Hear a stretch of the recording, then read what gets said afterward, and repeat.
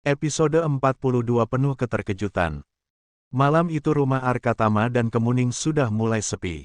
Setelah seharian bermain dan membuat kekacauan kecil di rumah, Zia akhirnya tertidur pulas lebih cepat dari biasanya. Di ruang keluarga, Kemuning sedang menyusun beberapa kotak hadiah ulang tahun yang akan diberikan besok pagi. Sementara Arkatama duduk di karpet sambil membungkus sebuah boneka kelinci besar yang sejak seminggu lalu dia sembunyikan di bagasi mobil agar tidak ketahuan. Kemuning yang melihat hasil bungkus kado suaminya langsung menggeleng pelan sambil menahan tawa. Pita yang dipasang Arkatama terlihat miring dan bentuk bungkusannya tidak rapi sama sekali. Padahal laki-laki itu dikenal sangat teliti dalam pekerjaan. "Mas, pitanya miring," ucap Kemuning sambil menunjuk kado tersebut. Arkatama memperhatikan hasil karyanya beberapa detik sebelum akhirnya mengangguk. "Oh, iya." Kemuning tidak bisa menahan tawanya. "Mas selalu bisa melakukan banyak hal, kecuali nggak jago bungkus kado." Arkatama mendecih pelan. "Aku biasanya membungkus berkas perkara, bukan boneka kelinci." Mendengar jawaban itu, Kemuning justru tertawa semakin keras. Suasana hangat itu tiba-tiba terputus ketika terdengar suara aneh dari arah depan rumah. Brak, kresek, duk. Arkatama dan Kemuning langsung berhenti bergerak. Mereka saling menatap, suara itu terdengar jelas berasal dari teras depan. Beberapa detik kemudian terdengar lagi suara benda bergesekan dan langkah kaki yang tidak jelas. Kemuning mulai merasa tidak tenang. "Mas, kamu dengar, kan?" Arkatama mengangguk pelan. Kedengarannya ada orang di luar. Wajah Kemuning langsung pucat. "Jangan-jangan maling." Kalimat itu membuat suasana mendadak tegang. Tanpa banyak bicara, Arkatama segera berdiri dan melihat sekeliling ruangan untuk mencari sesuatu yang bisa digunakan senjata, jika memang ada orang asing yang mencoba masuk ke rumah mereka. Namun, setelah melihat ke sana kemari, benda pertama yang berhasil dia temukan justru penggilas adonan kue milik Kemuning yang tergeletak di atas meja dapur. Dengan wajah serius, Arkatama langsung mengambil benda itu. Kemuning sampai melongo melihatnya. "Mas, serius mau lawan maling pakai rolling pin?" Arkatama menggenggamnya erat. "Daripada nggak bawa apa-apa. Itu alat bikin nastar. Kalau dipukul tetap sakit." Kemuning sebenarnya ingin tertawa, tetapi rasa khawatir membuatnya sulit menikmati situasi lucu itu.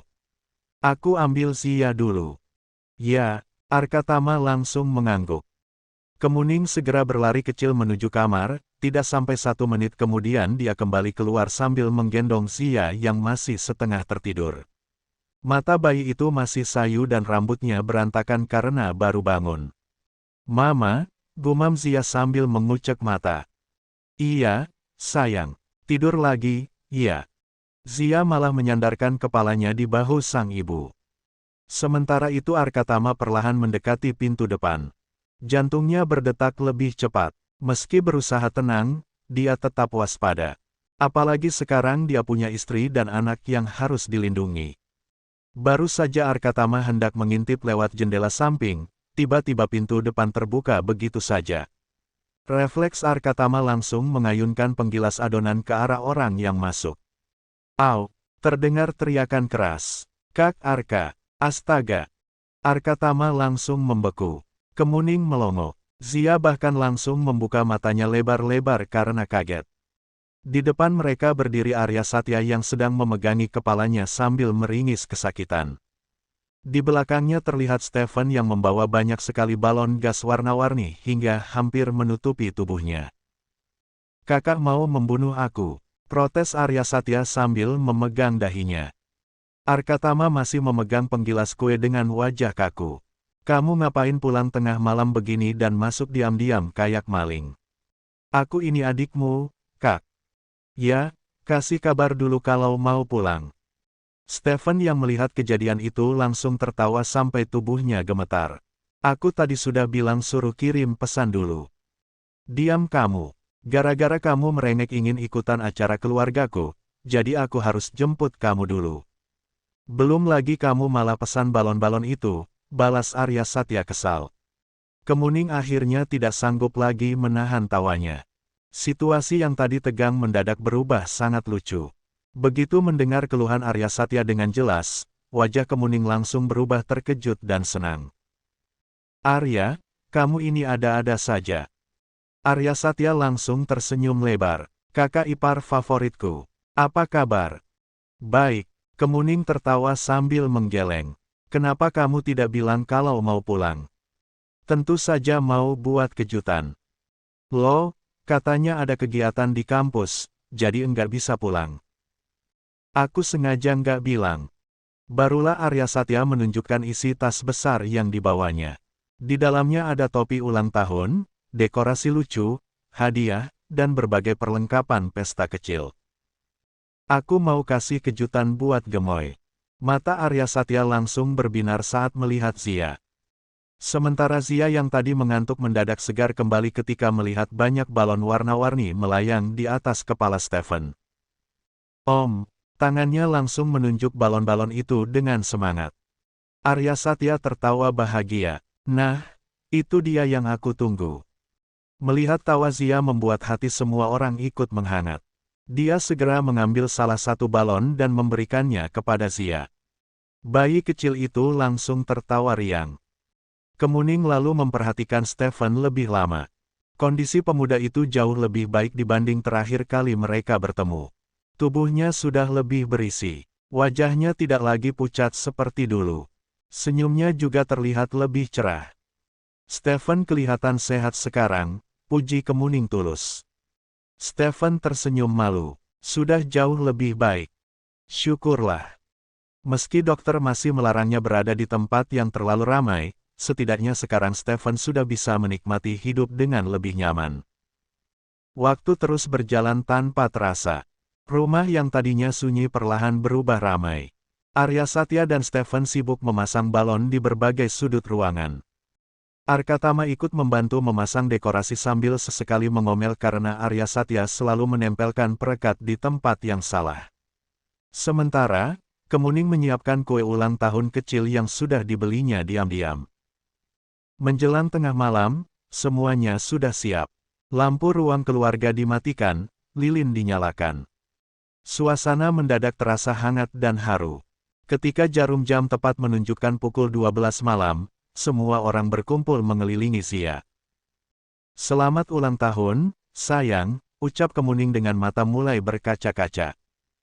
Arkatama memandangi putrinya lama. Rasanya baru kemarin dia menunggu dengan panik di depan ruang bersalin sambil hampir menangis karena takut terjadi sesuatu pada Kemuning.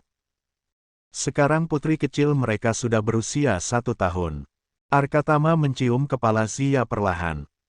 Terima kasih sudah hadir dalam hidup Papa. Kemuning yang mendengar itu langsung menahan air matanya. Sementara Arya Satya sudah sibuk bertepuk tangan paling keras. Tiup lilinnya, Gemoy. Zia malah tertawa sambil memukul-mukul meja. Semua orang langsung tertawa bersama. Di tengah balon warna-warni, tawa keluarga, dan suasana sederhana yang penuh kehangatan itu, mereka merayakan ulang tahun pertama Zia dengan hati yang dipenuhi rasa syukur. Tidak ada pesta mewah, tidak ada tamu yang ramai, hanya keluarga kecil yang saling mencintai dan bersyukur karena bisa melewati 1 tahun penuh kebahagiaan bersama. Waktu berjalan dengan cepat. Tidak terasa sudah 2 tahun berlalu sejak ulang tahun Zia. Kini, anak itu sudah berusia 3 tahun. Sama seperti tahun-tahun sebelumnya, Arya Satya akan pulang ke rumah jika tanggal kelahiran Zia. Tentu saja Stephen juga tidak mau ketinggalan. Dia sering bilang kalau dirinya juga adalah pamannya Zia dan diakui oleh anak kecil itu. Kedatangan Arya Satya dan Stephen beberapa hari lalu, suasana rumah Arkatama dan Kemuning menjadi jauh lebih ramai dibanding biasanya. Jika sebelumnya suara yang paling sering terdengar hanyalah ocehan kecil Zia yang mulai cerut atau percakapan santai antara Arkatama dan Kemuning, kini rumah itu dipenuhi tawa, teriakan, dan candaan dua pemuda yang seolah tidak pernah kehabisan energi. Pagi itu, Zia sedang duduk di atas karpet ruang keluarga sambil memegang boneka kelinci kesayangannya. Arya Satya berjongkok di hadapannya sambil memakai bando telinga kelinci warna merah muda. Siapa yang paling keren? Tanyanya dengan suara dibuat cempreng. Aku. Zia langsung tertawa. Arya Satya menunjuk dirinya sendiri. Salah. Jawabannya Om Arya. Zia malah menggeleng. Tidak. Stephen yang duduk di sofa langsung tertawa. Ternyata dia masih punya mata yang sehat. Pengkhianat. Protes Arya Satya. Zia semakin tertawa melihat ekspresi dramatis pamannya. Belum selesai sampai di situ, Arya Satya kembali mengambil dua boneka tangan berbentuk ayam dan sapi. Kita mulai pertunjukan hari ini. Stephen langsung memegang boneka sapi. Aku sapi kaya raya. Woi, jangan terang-terangan begitu menunjukkan statusmu. Arya Satya protes. Stephen tertawa sampai hampir menjatuhkan bonekanya. Sementara Zia sudah tertawa sambil bertepuk tangan. Dari dapur, Kemuning yang sedang menyiapkan sarapan hanya bisa menggeleng sambil tersenyum. Kadang dia merasa Arya Satya dan Stephen tidak jauh berbeda dari anak-anak. Namun, justru karena itulah Zia sangat menyukai keduanya. Arkatama yang baru selesai mandi ikut melihat pertunjukan dadakan itu. Dia menghela napas panjang. Kalau ada lomba om paling tidak waras, kalian akan dapat juara 1. Arya Satya langsung menunjuk kakaknya. Dengar itu, Stephen. Dia iri karena Zia lebih sayang sama aku. Aku sayang ayah. Tiba-tiba Zia mengulurkan tangan ke arah Arkatama. Arya Satya langsung terdiam. Stephen langsung tertawa keras. Kalah telak. Curang. Protes Arya Satya. Arkatama tersenyum puas sambil menggendong putrinya. Tetap ayah juaranya. Karena ada Arya Satya dan Stephen yang membantu menjaga Zia, Kemuning akhirnya bisa lebih leluasa mengunjungi peternakan. Sudah cukup lama dia tidak memeriksa langsung keadaan di sana. Walau setiap hari selalu menerima laporan dari para pegawai, Kemuning tetap merasa perlu turun ke lapangan sesekali. Pagi itu dia berangkat setelah memastikan Zia sudah sarapan dan bermain dengan kedua pamannya. Jangan bikin rumah berantakan kayak kapal pecah, ya, kata Kemuning sebelum pergi. Arya Satya langsung mengangkat tangan. Kami tidak janji. Karena ada Zia. Stephen menambahkan dengan wajah serius. Paling kami cuma akan membuat sedikit kekacauan. Kemuning tertawa geli. Kalian harus bertanggung jawab. Peternakan milik Kemuning tampak jauh lebih rapi dibanding beberapa tahun lalu. Saat mobilnya memasuki area peternakan, beberapa pegawai langsung menyapanya dengan ramah. Pagi, Bu. Pagi. Kemuning tersenyum sambil berjalan menyusuri area kandang. Ia memperhatikan satu persatu kondisi peternakan. Saluran pembuangan terlihat bersih. Tidak ada genangan air. Area penyimpanan pakan juga tertata rapi. Bau kandang memang tetap ada, tetapi tidak menyengat. Hal itu membuatnya cukup puas. Kemuning memang selalu menekankan pentingnya menjaga kebersihan. Baginya peternakan yang baik bukan hanya menghasilkan keuntungan, tetapi juga tidak mengganggu lingkungan sekitar. Dia berhenti di dekat kandang ayam dan memanggil salah satu mandor. Bagaimana kondisi kandang belakang? Aman, Bu. Jangan lupa area pembuangan limbah diperiksa setiap hari. Siap, Bu. Kemuning mengangguk. Lingkungan sekitar juga harus dijaga. Jangan sampai bau kandang terbawa angin ke permukiman warga, mengganggu mereka. Tenang saja, Bu. Anak-anak sudah paham. Kemuning tersenyum puas. Dia bangga karena para pegawainya sudah semakin mandiri. Jika ada yang sakit atau tidak masuk kerja, mereka saling membantu tanpa perlu disuruh. Suasana kerja juga jauh lebih harmonis dibanding dahulu. Saat sedang memeriksa gudang pakan, dua orang pegawai terlihat berbincang pelan. Namun, Kemuning bisa mendengar pembicaraan mereka. Benarkah yang kalian bicarakan barusan itu? Tanya Kemuning. Kedua pegawai itu terkejut ketika melihat Kemuning datang. Mereka pun langsung menghentikan percakapan. Namun, salah satu dari mereka tampak ragu-ragu. Iya, Bu. Pegawai itu menarik napas panjang. Lavanya meninggal dunia. Seketika Kemuning terdiam. Kapan? 3 hari yang lalu. Kemuning langsung kehilangan senyumnya. Walau hubungannya dengan Lavanya tidak pernah baik, berita kematian tetap membuat hatinya terkejut. Bagaimanapun juga mereka pernah saling mengenal. Pernah hidup dalam lingkaran masalah yang sama. Pegawai itu mengangguk. Kata orang-orang, sudah lama sakit. 3 apa 4 tahun, sakitnya. Sakit apa? Kedua pegawai saling pandang sejenak. Lalu, salah satunya menjawab pelan. Penyakit menular seksual, Bu. Kemuning membeku beberapa detik. Jujur saja, jawaban itu tidak pernah terlintas di pikirannya. Serius? Iya, Bu. Kami dengar penyakit itu sudah lama. Kemuning terdiam. Pikirannya langsung melayang ke masa lalu. Ke masa ketika dia masih menjadi istri Aditya. Ke masa ketika berbagai pengkhianatan dan kebohongan terjadi. Tiba-tiba saja jauh di dalam hati Kemuning muncul rasa ketakutan. Bagaimana jika penyakit itu berasal dari Aditya?